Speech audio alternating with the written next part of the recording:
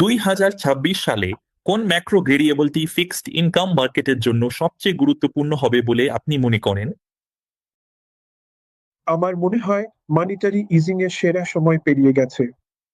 গত 2 বছর ধরে মার্কেট বিনিয়োগকারীদের কাছে সবচেয়ে বড় ভেরিয়েবল বা আলোচনার বিষয় ছিল আরবিআই কতটা রেট কাট করবে, কবে কাট করবে, ওএমও কি হবে, ইত্যাদি ইত্যাদি। আমার মনে হয় আগামী 1 বছরে সবচেয়ে বড় ম্যাক্রো ভেরিয়েবল হবে ফিসকাল।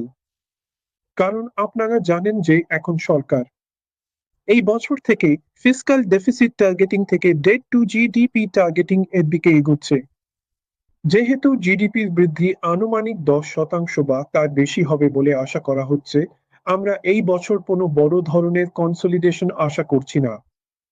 এবং চাহিদা ও সরবরাহ যেহেতু অনেক বেশি, দেখতে হবে আরবিআই ওএমওর মাধ্যমে কতটা সাপোর্ট দিতে পারে।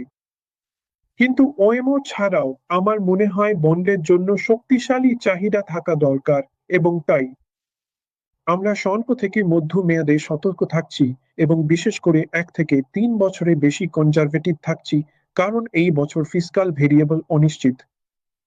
মিউচুয়াল ফান্ডে বিনিয়োগ বাজারগত ঝুঁকি সাপেক্ষ। যোজনার সঙ্গে সম্বন্ধিত সকল দস্তাবেজ মনোযোগ সহকারে পড়ে নেবেন।